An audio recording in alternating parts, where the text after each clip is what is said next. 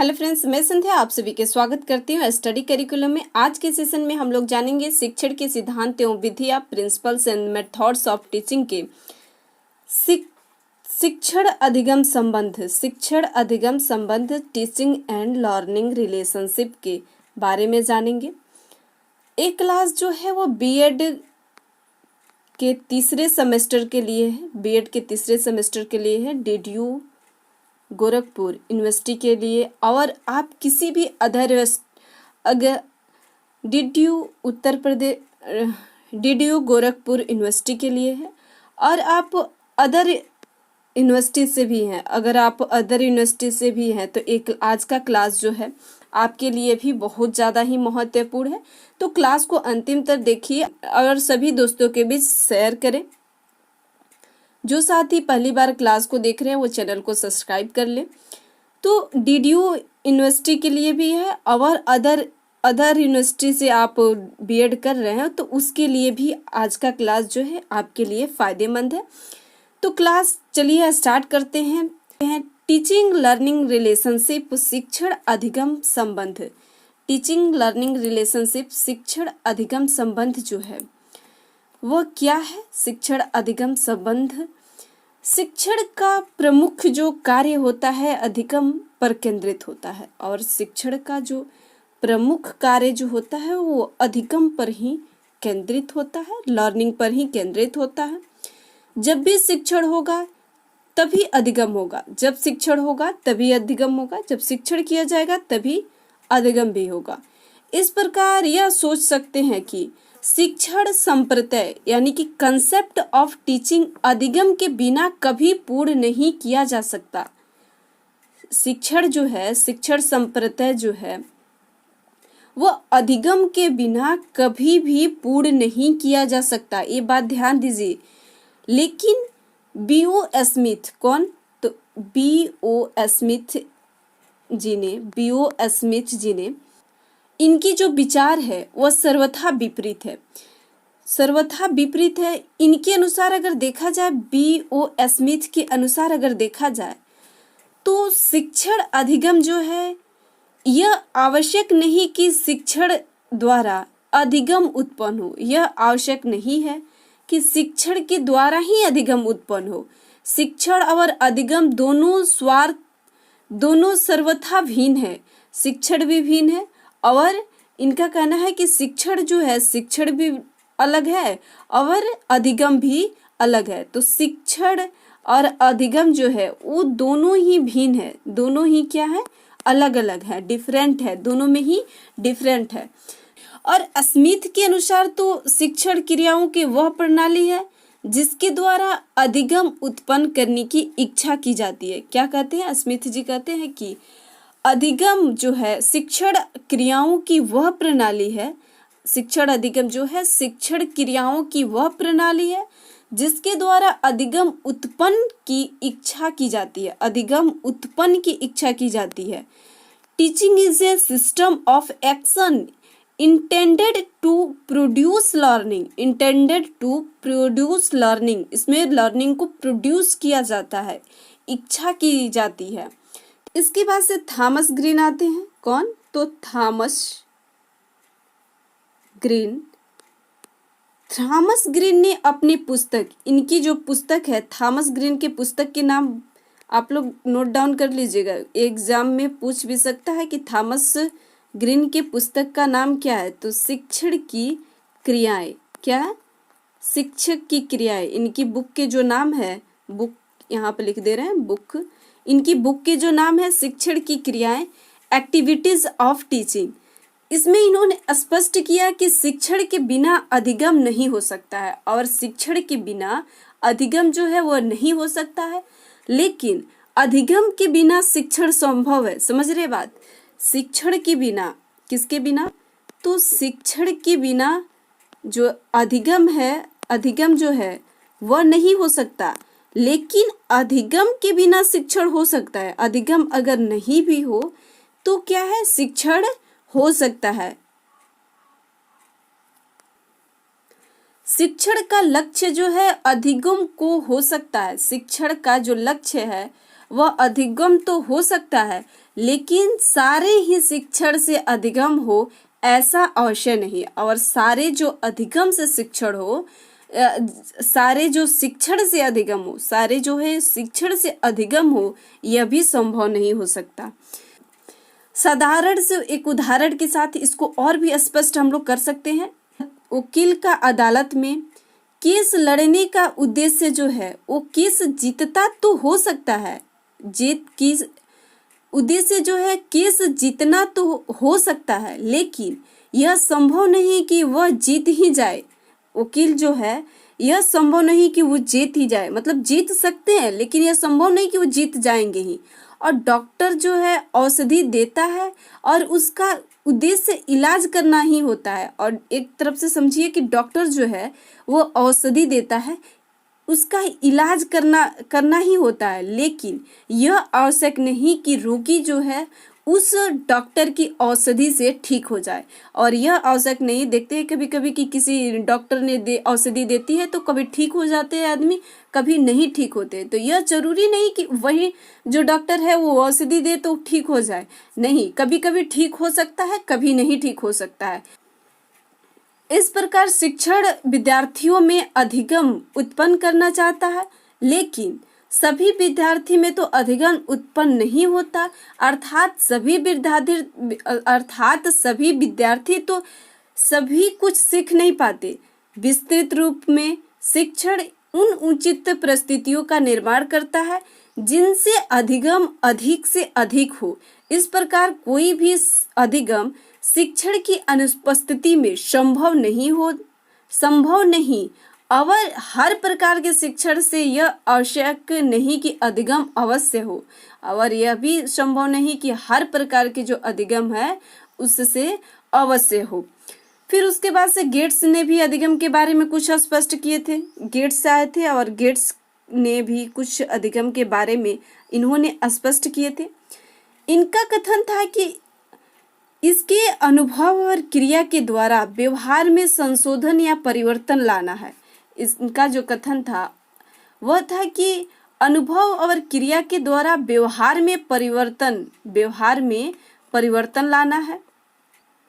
जैसे कि घर पर हम माता पिता एवं अन्य भाई के अनुभवों से अपने व्यवहार में संशोधन या परिवर्तन लाते हैं, अर्थात जो है हम उनसे कुछ सीखते हैं। तो यह सभी क्या है, किसके अनुसार, तो गेट्स के अनुसार। शिक्षण क्या है, तो शिक्षण जो है एक सामाजिक प्रक्रिया है। कैसी प्रक्रिया है, ये पॉइंट आप लोग याद रखिएगा कि सामाजिक प्रक्रिया है। शिक्षण क्या है, तो शिक्षण जो है एक सामाजिक प्रक्रिया है, सोशल प्रोसेस है।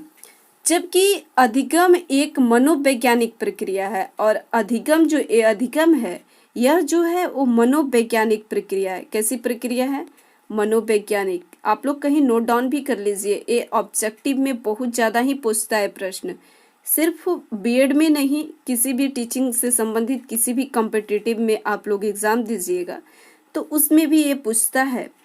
तो शिक्षण जो है एक सामाजिक प्रक्रिया है, और अधिगम कैसी प्रक्रिया है, अधिगम जो है वो मनोवैज्ञानिक प्रक्रिया है, और शिक्षण एक सामाजिक प्रक्रिया है।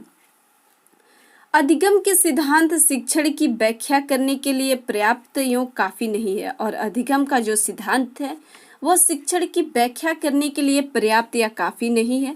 अधिगम सिद्धांत केवल इस बात की ओर संकेत करते हैं कि विद्यार्थी कैसे सीखते हैं, जबकि शिक्षण इस अधिगम को प्राप्त करने के लिए सहायता करता है। शिक्षण अधिगम को समय के दृष्टिकोण से मूल्यवान एवं महत्वपूर्ण, शिक्षण दृष्टिकोण और प्रतिभा की दृष्टि से अति कुशल बना देता है। शिक्षण अधिगम के मध्य जो संबंध है, शिक्षण का प्रमुख कार्य जो होता है, शिक्षण का जो प्रमुख कार्य होता है, यह कार्य जो है अधिगम के क्षेत्र में प्रभावशीलता लाना है। अधिगम के क्षेत्र में प्रभावशीलता लाना। अतः शिक्षण एवं अधिगम दोनों ही एक ही सिक्के के दो पहलू कहे जा सकते हैं। अधिगम और शिक्षण जो है वो एक ही सिक्के के दो पहलू कहे जा सकते हैं। ये दोनों एक दूसरे के पूरक हैं। ये ध्यान दीजिएगा कि शिक्षण और अधिगम जो है वह एक दूसरे के पूरक है। ये बात आप लोग ध्यान दीजिएगा कि शिक्षण और अधिगम जो है वो एक दूसरे के पूरक हैं और पारस्परिक उद्देश्यों की पूर्ति में प्रत्यक्ष और अप्रत्यक्ष रूप से एक दूसरे से संबंधित रहते हैं और प्रत्यक्ष रूप से भी और अप्रत्यक्ष रूप से भी एक दूसरे से संबंधित रहते हैं। शिक्षण एवं अधिगम के संबंध में शिक्षण की विभिन्न परिभाषाओं को संश्लेषण में यह ज्ञात हो जाता है कि शिक्षण व अधिगम में एक बहुत नजदीकी संबंध है। जब शिक्षण की बात आती है तो बिना अधिगम को अधूरी करती है। जब शिक्षण की बात आती है तो बिना अधिगम के अधूरी रहती है और जब अधिगम के जिक्र आता है तो बिना शिक्षण की चर्चा के यह अधूरा ही रहता है। इसमें यह रिश्ता जो है इतना गहरा बन गया है कि हम शिक्षण तथा सीखने की प्रक्रिया को एक ही नाम शिक्षण अधिगम प्रक्रिया देने लगते हैं और हम लोग क्या करते हैं, इसके एक ही नाम देने लगते हैं, शिक्षण अधिगम प्रक्रिया। क्या नाम देते हैं? शिक्षण अधिगम। शिक्षण अधिगम इसका नाम देने लगते हैं। दोनों जो है एक ही सिक्के के पहलू है, ये बात ध्यान दीजिएगा, और दोनों जो है एक दूसरे के पूरक हैं। और बुर्नार्ड साहब ने शिक्षण एवं अधिगम को उन्होंने शिक्षण एक चित्र के माध्यम से शिक्षण एवं अधिगम के संबंधों को व्यक्त करने का प्रयास किए हैं। किसने? तो बुर्नार्ड ने। इनका कहना था कि एक शिक्षण एवं अधिगम में ये जो है अधिगम प्रक्रिया है और ये जो है अधिगम प्रक्रिया है और ये जो है वो शिक्षक हैं। कौन है? शिक्षक हैं। और फिर ये जो है वो अधिगम है, अधिगम, और ये छात्र हैं। ये कौन है? तो छात्र हैं। इनका कथन था, बुर्नार्ड साहब का जो कथन था, इनके अनुसार शिक्षण तथा अधिगम प्रक्रिया में, शिक्षण तथा अधिगम जो प्रक्रिया में शिक्षक तथा छात्र मिलकर अधिगम को बढ़ावा देते हैं। शिक्षक और छात्र मिलकर अधिगम को क्या करते हैं? बढ़ावा देते हैं। यह कहा जा सकता है कि शिक्षण एक कार्य है, टास्क है, तथा अधिगम जो है उपलब्धि है। अधिगम क्या है? तो उपलब्धि है और शिक्षण क्या है? एक कार्य है। शिक्षण को दक्षता के साथ प्रभावशाली ढंग से सफलतापूर्वक संगठित कर उन्नत अधिगम के उद्देश्य की प्राप्ति की जा सकती है। शिक्षण और अधिगम के मध्य संबंधों का अवबोध शिक्षण प्रशिक्षकों एवं छात्र अध्यापकों को कई तरह से सहायता देता है। इसमें प्रमुख जो निम्नलिखित है। आइए शिक्षण अधिगम संबंध को और भी स्पष्ट जानने के लिए प्रश्नों के माध्यम से हम लोग समझने की कोशिश और जानने की कोशिश करते हैं। फर्स्ट है शिक्षण सीखने के लिए उद्दीपन, पप प्रदर्शन तथा उत्साहवर्धन है। किसका कथन है? ऑप्शन अ कह रहा है कि स्मिथ का, ऑप्शन ब कह रहा है कि थॉमस ग्रीन का, ऑप्शन स कह रहा है कि बर्न्ट का, ऑप्शन द कह रहा है कि ब्रूनर का। तो इसका राइट आंसर क्या हो जाएगा? बर्न्ट का कथन है। बर्न्ट का कथन है कि शिक्षण सीखने के लिए उद्दीपन, पप प्रदर्शन तथा उत्साहवर्धन है। यह कथन किसका है? बर्टन का कथन है। स्मिथ का कथन क्या है? तो स्मिथ का कथन जो है, इन्होंने कहा कि शिक्षण क्रियाओं का वह समूह है जो किसी अधिगम को उत्पन्न करने के लिए प्रेरित करता है। जो किसी अधिगम को उत्प्रेरित करने के लिए, अधिगम को उत्पन्न करने के लिए प्रेरित करता है। किसके अनुसार? तो स्मिथ के अनुसार। अभी हमने थॉमस ग्रीन की पुस्तक के बारे में बताए थे। ग्रीन की पुस्तक के क्या नाम थॉमस ग्रीन की पुस्तक की क्या नाम था? तो थॉमस ग्रीन की पुस्तक का नाम था शिक्षण। थॉमस ग्रीन की पुस्तक का जो नाम था की शिक्षण की क्रिया। क्या नाम था? शिक्षण की क्रिया। शिक्षण की क्रिया, एक्टिविटीज ऑफ टीचिंग नाम था। नेक्स्ट प्रश्न देखते हैं, शिक्षण का प्रमुख कार्य क्या है? शिक्षण का प्रमुख कार्य क्या है? ऑप्शन जो है अधिगम के क्षेत्र में प्रभावशीलता लाना, अधिगम के क्षेत्र में प्रभावशीलता लाना। दूसरा है विद्यार्थियों के व्यवहार में परिवर्तन लाना, विद्यार्थियों के व्यवहार में परिवर्तन लाना। तीसरा है अधिगम की गुणवत्ता को बढ़ाना। ऑप्शन द है ये सभी। तो इसका राइट आंसर क्या हो जाएगा? अधिगम के क्षेत्र में प्रभावशीलता लाना। क्या लाना? अधिगम के क्षेत्र में प्रभावशीलता लाना इसका कार्य है। नेक्स्ट है शिक्षण अधिगम कैसी प्रक्रिया है? तो शिक्षण अधिगम कैसी प्रक्रिया है? ऑप्शन अ कह रहा है कि द्विमुखी है, ऑप्शन ब कह रहा है कि एक पक्षीय है, ऑप्शन स कह रहा है कि त्रिमुखी है, ऑप्शन द कह रहा है कि इनमें से कोई नहीं। तो शिक्षण अधिगम प्रक्रिया जो है द्विमुखी प्रक्रिया है। कैसी प्रक्रिया है? तो द्विमुखी प्रक्रिया है। नेक्स्ट देखते हैं, शिक्षण क्रियाओं का वह समूह है जो कि अधिगम के उत्पन्न करने के लिए प्रेरित करता है। यह कथन किसका है? अधिगम के प्रेरित करने के लिए प्रेरित करता है। अभी हमने देखा किसका कथन है? स्मिथ का कथन है। किसका कथन? स्मिथ का। शिक्षण की क्रियाएं पुस्तक किसने लिखी है? अ जो है थॉमस ग्रीन ने, ब जो है B.O. स्मिथ ने, और स जो है ब्रूनर ने, द जो है इनमें से कोई नहीं। तो क्या राइट आंसर होगा? थॉमस ग्रीन ने। ये 2-3 बार मैं बता चुकी हूँ। इसका राइट आंसर क्या होगा? शिक्षण की क्रिया किसने लिखी है? थॉमस ग्रीन ने। नेक्स्ट देखते हैं, शिक्षण का कारक कौन सा है? शिक्षण का कारक जो है वो कौन सा है? ऑप्शन जो है अभिप्रेरणा, मानसिक तत्परता, अभिव्यक्ति, मानसिक तत्परता, व्यक्तिगत विभिन्नता, द जो है इस सभी। तो इसका राइट आंसर क्या हो जाएगा? इस सभी होगा। शिक्षण का कारक कौन सा है? तो शिक्षण का कारक जो है अभिप्रेरणा है, मानसिक तत्परता है, व्यक्तिगत भिन्नता है, इस सभी है।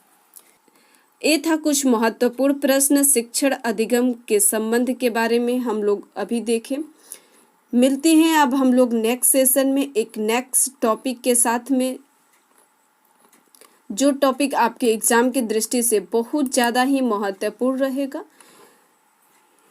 क्लास कैसा लगा नीचे कमेंट बॉक्स में ज़रूर बताइए और सभी दोस्तों के बीच शेयर करिए। शेयर करना आप लोग मत भूलिए, शेयर करिए, जितना हो सके क्लास को फैला दीजिए। नेक्स्ट सेशन में जो हम लोग का टॉपिक रहेगा वो टॉपिक रहेगा शिक्षण के विद्यार्थी केंद्रित उपागम एवं अध्यापक केंद्रित उपागम। शिक्षण के विद्यार्थी केंद्रित उपागम। नेक्स्ट हम लोग जो टॉपिक पढ़ेंगे शिक्षण के विद्यार्थी केंद्रित उपागम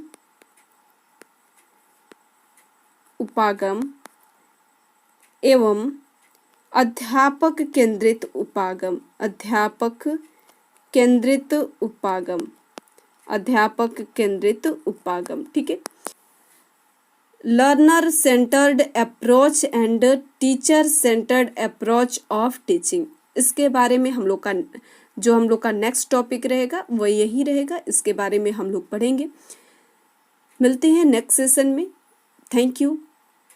जय हिंद।